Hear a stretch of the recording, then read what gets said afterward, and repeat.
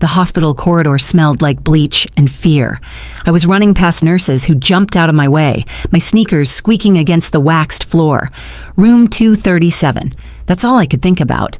Room 237, where my 7-year-old son was fighting for his life. "Mrs. Fletcher!" A nurse tried to stop me, but I pushed past her. Nothing was going to keep me from Colby. When I burst through the door, my whole world tilted. There he was, my baby boy, looking so small in that huge hospital bed. Tubes ran from his tiny arms to beeping machines.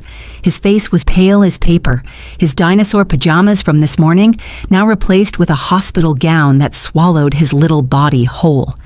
Dennis was already there, still in his work clothes, concrete dust on his jeans. He grabbed my hand when he saw me. "Vera, thank God you're here," he said, his voice breaking. Dr. Yates, a woman with kind eyes behind thick glasses, stepped forward. "Mrs. Fletcher, I need you to sit down." "I don't want to sit down.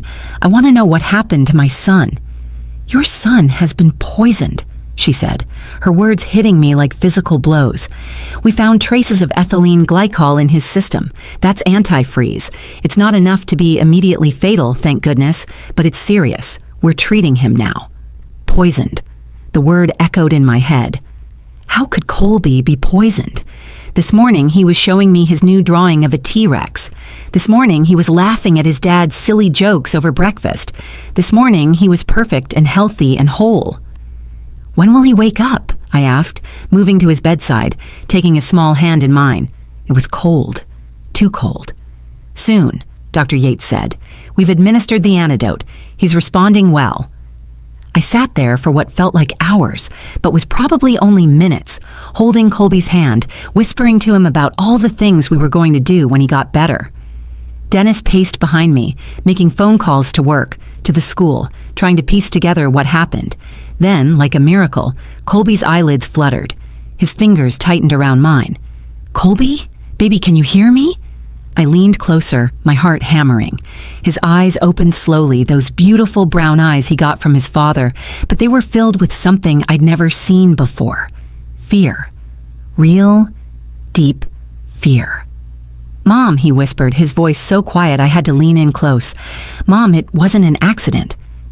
"What wasn't an accident, sweetheart?" He looked past me to make sure no one else was close enough to hear. Dennis had stepped out to talk to another doctor. Colby pulled me closer with surprising strength for such a sick little boy.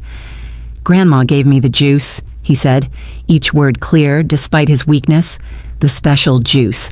She said it would make me strong, but it made me sick instead." The room spun. I felt like I was the one who'd been poisoned now, my stomach turning to lead. "What are you talking about, baby?" "Grandma Judith. Yesterday at her house, she gave me juice that tasted bad and said I had to drink it all. She said it was our secret." Before I could process this impossibility, the door opened.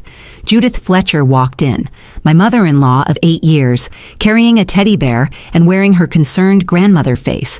She was dressed perfectly as always, her silver hair styled, her makeup flawless even in crisis. "Oh my goodness, how is he?" she gushed, rushing toward the bed. "I came as soon as Dennis called. I can't believe this happened." Colby's hand tightened on mine so hard it hurt. His monitors started beeping faster. "Get away," he said, his voice stronger now, powered by something beyond his 7 years. "Get away from me." Judith stopped, her face a mask of shock.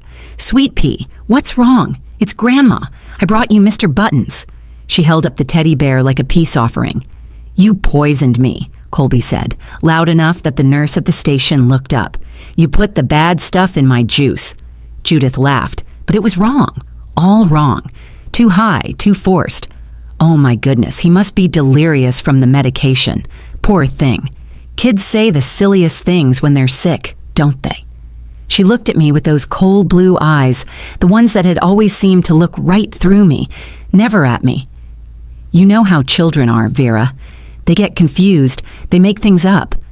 Something in her tone made my blood turn to ice. It wasn't concern, it was a warning. "Colby doesn't lie," I said, standing up, putting myself between her and my son.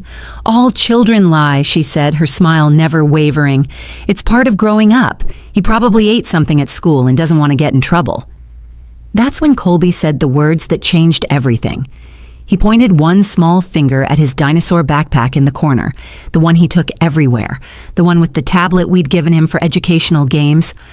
"Should I show them the video, Grandma?" he asked, his voice clear as a bell. "The video of you giving me the juice? The video where you told me not to tell Mommy?" The teddy bear hit the floor. Judith's perfect face finally cracked, just for a second, but I saw it. I saw the truth underneath. And in that moment, I realized my son hadn't just been poisoned with antifreeze. He'd been poisoned by someone who was supposed to love him most. 3 months before that horrible day in the hospital, life had a comfortable rhythm that I thought would last forever. Every morning at 6:30, Colby would pad into our bedroom in his dinosaur pajamas, carrying his stuffed triceratops named Spike. Dennis would groan and pull a pillow over his head while Colby climbed between us, chattering about whatever dream he'd had. Those mornings were golden, the three of us tangled together before the day pulled us in different directions. Our house on Maple Street wasn't fancy, but it was ours. Dennis had fixed it up himself, spending weekends replacing windows and refinishing floors. The kitchen walls were covered in Colby's artwork, a gallery of crayon dinosaurs and finger-painted families where everyone had stick arms and huge smiles. I loved that kitchen, loved making breakfast while Dennis read the sports section out loud, and Colby built towers with his cereal pieces. "Mom, did you know that velociraptors were actually only as tall as turkeys?" Colby announced one morning, spilling orange juice in his excitement. "Mrs. Patterson told us yesterday, but they were still dangerous." "Clean up that spill, turkey raptor," Dennis laughed, tossing him a paper towel. My job at Riverside Veterinary Clinic started at 8:30, which gave me just enough time to drop Colby at school first. Dr. Hendricks had hired me 4 years ago when I was desperate for stable work. Being a veterinary assistant wasn't glamorous, but I loved it. The animals didn't judge you. They just needed help, and I could give it to them. "You've got the touch, Vera," Dr. Hendricks always said. "The scared ones trust you." Tuesday afternoons were when Judith entered our weekly routine. She'd retired from First National Bank the previous year after 35 years of telling people why they couldn't have loans. That's how Dennis described it when he was feeling honest about his mother. But when she offered to pick Colby up from school every Tuesday, we couldn't say no. Daycare was expensive, and she was family. "This is what grandmothers do," she'd said, sitting at our kitchen table with her perfect posture. "Besides, someone needs to make sure Colby gets proper snacks. All that processed food at school is terrible for growing minds." Dennis had been thrilled. "This is great, Mom. Right, Vera?" I'd smiled and agreed because that's what you do. You don't look a gift horse in the mouth, especially when that horse is your mother-in-law who already thinks you trapped her son with an unplanned pregnancy. Oh. She never said it directly. Judith Fletcher was too refined for that. But there were comments, little jabs wrapped in concern. When I'd gotten promoted to senior veterinary assistant, she'd said, "That's wonderful, dear. Though I suppose it's still mainly cleaning up messes, isn't it? Dennis, remember when you wanted to be an architect? Before everything changed? Before I got pregnant. Before I ruined her son's dreams. That's what she meant. But Dennis never heard it that way. Mom didn't mean anything by it," he'd say when I'd bring it up later. "She's just from a different generation. She was a career woman herself, remember? She's proud of you." The Tuesday routine had worked smoothly for 2 years. Judith's house was only 10 minutes from Riverside Elementary, a pristine, 2-story colonial she'd kept exactly as it was when Dennis's father was alive. The same plastic covers on the formal living room furniture, the same artificial flower arrangements, the same photos on the mantle where Dennis looked like the golden boy, and I was always slightly out of focus or half hidden behind someone else. Colby loved going there because Judith had things we didn't. Cable TV with all the cartoon channels, a pantry full of expensive organic snacks, a backyard with a perfectly maintained garden where he could hunt for bugs, and the juice boxes. God, those juice boxes. "Grandma's juice is the best," he'd tell me every Tuesday evening when Dennis brought him home. "She gets the special kind that costs more. She says I deserve the best because I'm a Fletcher." A Fletcher. Not my son. A Fletcher. 2 weeks before everything went wrong, I'd noticed Colby was quieter after his Tuesday visits. Not upset exactly, just thoughtful. "Everything okay at Grandma's?" I'd asked, tucking him into bed. "Yeah," he'd said, hugging Spike tighter. "Grandma just talks a lot sometimes." "About what?" Grown-up stuff about how things should be different. He'd yawn then, already drifting off. She says you don't understand our family, but I think you do, Mom. You understand everything. I should have pressed harder. Should have asked more questions, but I was tired from a long day of wrestling with a scared German shepherd who needed stitches, and Dennis was calling me to come watch TV with him.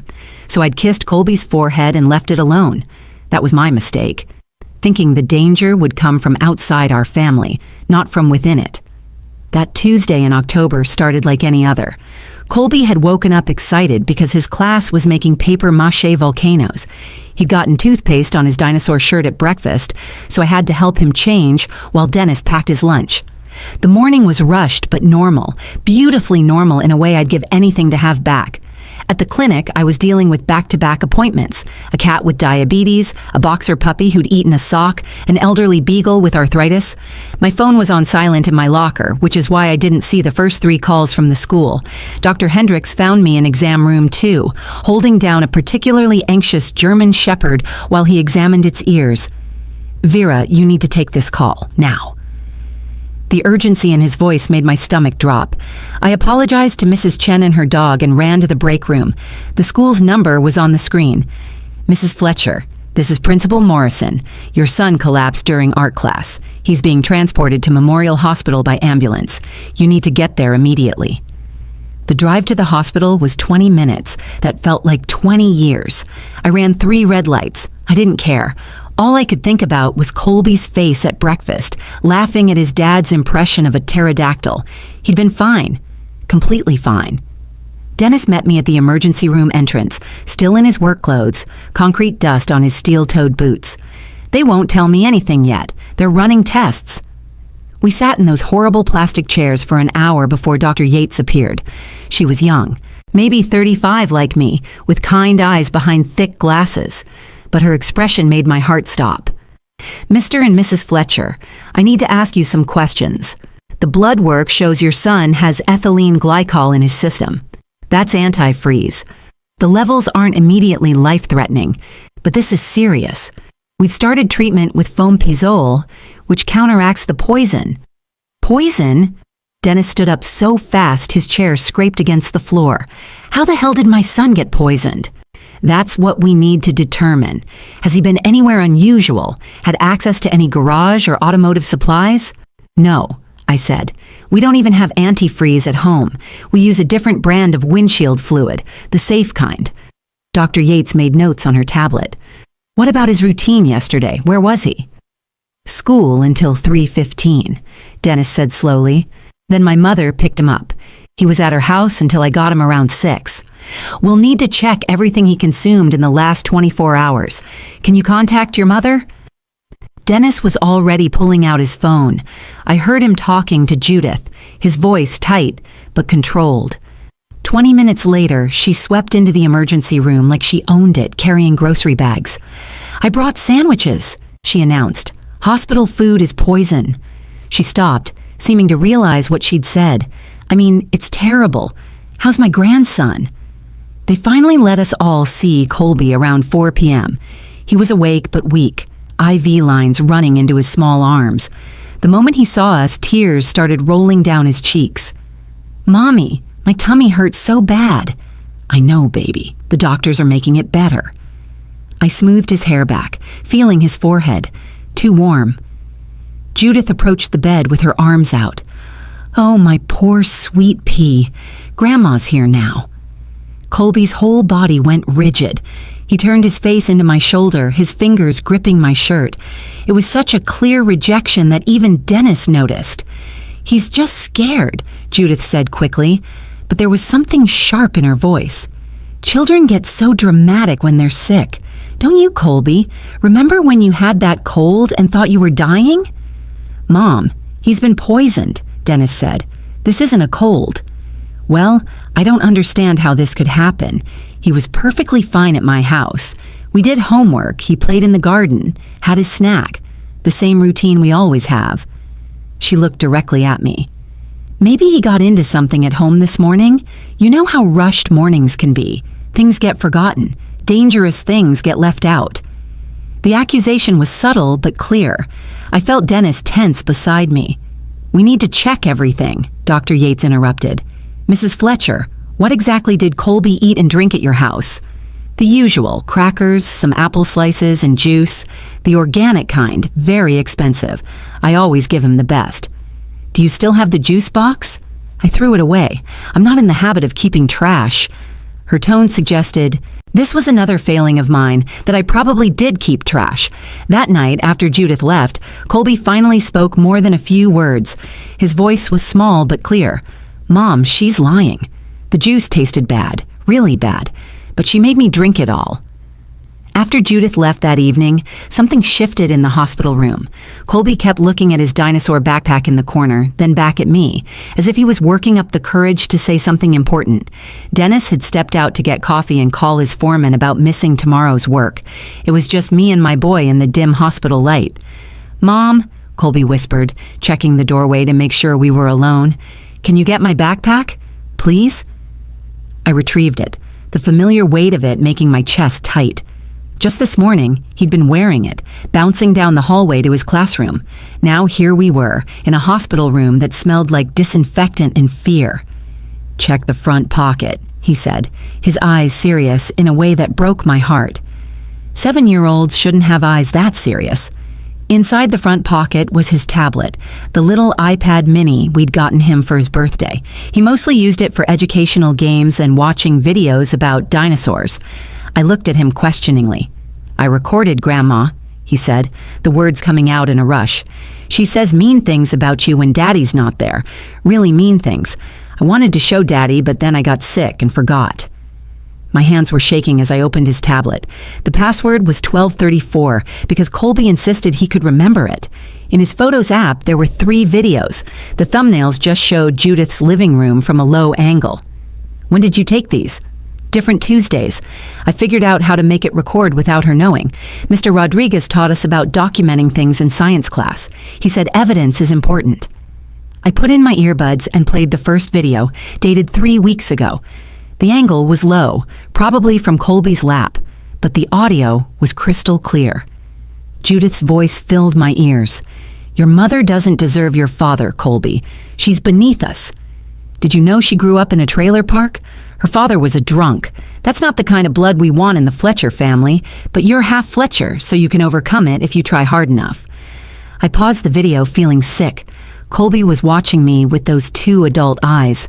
"There's more," he said quietly. The second video was from 2 weeks ago. This time, Judith was in her kitchen making snacks. Her voice was sweeter, but the words were poison. "If something happened to your mother, your father could find a better wife. Someone who understands our values. Someone who didn't trap him with a pregnancy. You were an accident, you know. Your mother got pregnant on purpose to force Dennis to marry her. I told him to get a paternity test, make sure you were even his, but he was too trusting."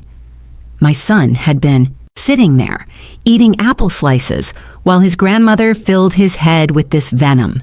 The rage building in my chest was unlike anything I'd ever felt. But the third video was the worst. It was from yesterday. Yesterday when someone had poisoned my child. "This juice tastes funny, Grandma," Colby's voice said. "It's a new flavor. Special vitamins to make you strong and smart. Drink it all." My tongue feels weird, kind of tingly. "That means it's working. The vitamins are very expensive, so finish every drop. And Colby, this is our secret. If you tell Mommy, I'll know you don't love me anymore. You do love Grandma, don't you?" "Yes, Grandma." "Then drink it all. Every drop. Good boy."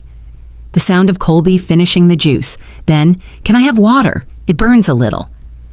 "No water, it will dilute the vitamins. You can have water when your daddy picks you up." I ripped out the earbuds and ran to the bathroom, barely making it before I threw up. She had poisoned him. My mother-in-law had deliberately poisoned my 7-year-old son, and he'd been smart enough, brave enough to record it. When I came back, Dennis was in the room holding 2 cups of coffee. He took one look at my face and set them down. "What's wrong? Is Colby okay?" I handed him the tablet and the earbuds. "You need to watch these, all of them." I watched my husband's face change as he viewed each video. The confusion, then shock, then a rage I'd never seen before. Dennis was a gentle man, slow to anger, always defending his mother. But this was different. This was his child. "I'm calling the police," he said, his voice deadly calm. "Wait." I grabbed his arm. "Let's be smart about this. She'll deny everything.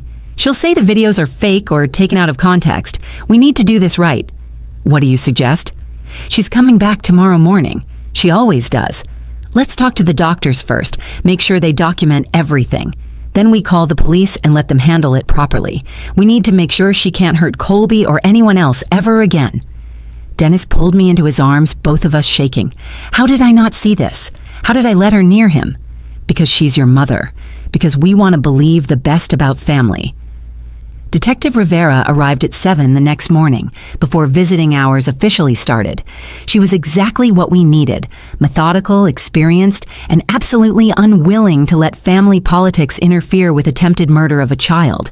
She watched all 3 videos twice, took notes, and coached us on how to handle Judith's arrival.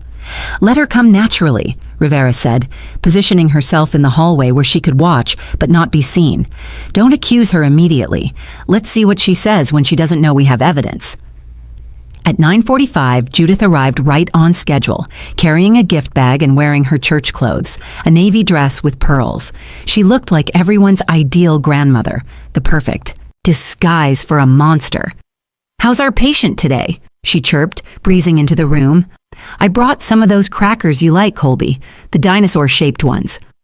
Colby pressed closer to me, his heart monitor betraying his anxiety with faster beeps. Dennis stood up from his chair, placing himself between his mother and our son. "Mom, we need to talk about what happened." "Of course we do," Judith said, setting down her gift bag. "It's just terrible. Have the doctors figured out how this happened? I was thinking about it all night. Maybe someone at school gave him something. You know, there are all sorts of troubled children in public schools these days." "The doctors traced the poisoning to Tuesday afternoon," I said, keeping my voice steady. "Between 3 and 6 p.m. Her face didn't change, not even a flicker. "Well, that's when he was with me, but I can assure you nothing happened at my house. We followed our routine perfectly. Homework, snacks, playtime in the garden, the same as always." "The same as always," Dennis repeated. "Including the juice?" "What about the juice?"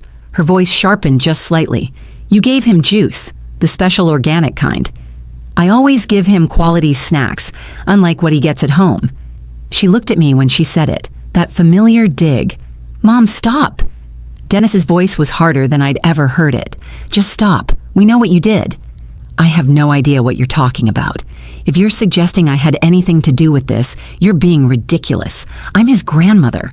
I love him more than life itself." That's when Colby spoke up, his small voice cutting through her performance like a knife. "Then why did you make me drink the bad juice, Grandma? Why did you say I couldn't tell Mommy?" Judith's face went white, then red. "You're confused, sweetheart. The medication is making you imagine things. This happens with children. They get confused and make up stories." "I'm not making it up," Colby said, stronger now. "Should I show them the video?" The transformation was instant. The mask of the perfect grandmother shattered completely, her face contorted with rage, and for the first time, I saw who Judith Fletcher really was. "You little brat," she hissed. "You recorded me?" "Mom." Dennis stepped forward, but she wasn't done. "This is exactly what I'd expect from her son," she spat, pointing at me. "Sneaky, deceptive, just like his mother." Detective Rivera chose that moment to enter the room. "Mrs. Fletcher, I'm going to need you to come with me." "This is insane. You can't arrest me based on the word of a child." "We're not," Rivera said calmly. "We're arresting you based on video evidence. The medical report showing ethylene glycol poisoning and what you just admitted in front of 4 witnesses." "I didn't admit anything. I was trying to help my grandson. If anyone should be arrested, it's her." She pointed at me again.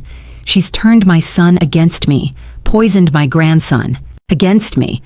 She's the poison in this family." "Enough!" Dennis's voice boomed through the room. "You poisoned my son, my 7-year-old son. To what, frame my wife? Get her out of the picture?" Judith's eyes were wild now, all pretense gone. "She was never good enough for you. Never. I was trying to save you from the mistake you made 8 years ago. One little illness, just enough to make her look neglectful, and you'd finally see what kind of mother she really is. You could have killed him, I said, my voice shaking with rage. You gave antifreeze to a child. You could have destroyed his kidneys, his brain. You could have killed my baby. It was a calculated dose. I researched it thoroughly. Just enough to make him sick, not enough to cause permanent damage. I'm not a monster. Yes, Dennis said quietly, and somehow that was worse than shouting. You are. Detective Rivera nodded to the officers in the hallway. They came in with handcuffs. As they led Judith away, she turned back one more time. You'll regret this, Dennis. When she shows her true colors, when she ruins your life, you'll wish you'd listened to your mother. The door closed behind her, and the room fell silent except for the steady beep of Colby's monitors. Dennis collapsed into the chair beside the bed, his head in his hands, shoulders shaking. Colby reached out his small hand and patted his father's arm. It's okay, Daddy. We're safe now. The trial lasted 3 months. Judith Fletcher, the woman who'd worn pearls to poison her grandson, sat in court looking small and ordinary in her orange jumpsuit. The prosecutor played Colby's videos for the jury. 12 strangers watched my mother-in-law tell my son his mother was trash, that he was an accident, that I'd trapped his father. They watched her coach him to drink poison while calling it vitamins. The defense tried to argue it was a mental breakdown, temporary insanity brought on by the stress of retirement. But the prosecutor had done her homework. Judith's internet history showed 6 weeks of research on antifreeze poisoning, specifically about non-lethal doses in children. She'd visited forums about custody battles, about proving parental neglect. She'd even searched how to frame someone for poisoning before remembering to clear her browser history. But nothing on the internet truly disappears. She got 8 years. With good behavior, she'd be out in 5. Dennis struggled with that reality every single day. She's my mother, he said one night, 3 weeks after the trial ended. How did I not see what she was capable of? Because children are programmed to love their parents, I told him, holding his hand across our kitchen table. Just like parents are programmed to protect their children.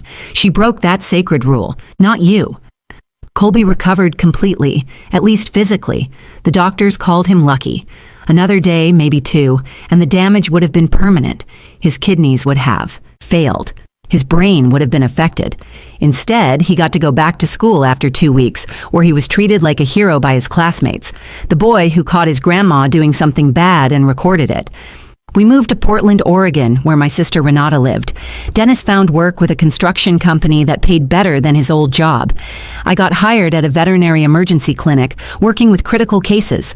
Colby started at a new school where nobody knew our story. He joined the science club, influenced by Mr. Rodriguez's lessons about evidence and documentation. But the real healing happened in smaller moments. Dennis started therapy, working through the guilt of not protecting his son from his own mother. I worked through my anger at all the warning signs I'd dismissed. And Colby, brave little Colby, taught us both about resilience. I knew Grandma was wrong about you, Mom, he told me one evening as I tucked him into bed in our new house. She kept saying bad things, but I could see they weren't true. You're the best mom. That's why I recorded her. I wanted proof that she was the bad one, not you. You shouldn't have had to do that, baby. No child should have to protect their parent like that. But I did it, he said proudly, and now she can't hurt us anymore. The truth about poison is that it comes in many forms. Sometimes it's in a juice box laced with antifreeze. Sometimes it's in words designed to destroy a family from the inside. Sometimes it's in the slow, careful campaign to convince a child that their mother isn't worthy of love.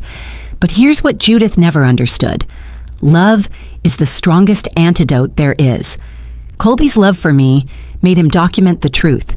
Dennis's love for his son helped him choose our family over his mother. And my love for both of them gave me the strength to fight back against someone who thought she could destroy us. 6 months after the trial, we got a letter from Judith in prison. Dennis burned it without reading it. We were done with her poison in all its forms. Last week was Colby's 8th birthday. We had a dinosaur party in our backyard with 15 kids from his new school. He's taller now, growing so fast I can barely keep him in clothes that fit. He still loves science, still asks a million questions about everything, but he doesn't record people anymore. He doesn't need to.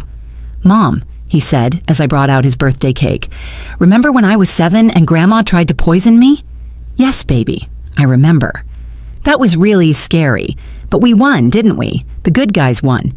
Yeah, I said, lighting the candles on his T-Rex cake. We did. As I watched him blow out his candles, surrounded by new friends in our new life, I thought about how sometimes the most dangerous predators look like grandmothers bearing gifts. Sometimes the people who are supposed to love you most are the ones capable of the greatest harm. But sometimes, just sometimes, a 7-year-old with a tablet and a brave heart can save his whole family. Sometimes the truth, even from the smallest voice, is more powerful than all the poison in the world. If this story touched your heart or reminded you to trust your instincts about the people in your life, please like this video and share it with someone who needs to hear it. Your comments mean everything to me, and I read every single one. And if you want to hear more true stories about families, survival, and the incredible strength of children, subscribe to this channel and hit that notification bell. Thank you for listening to my story.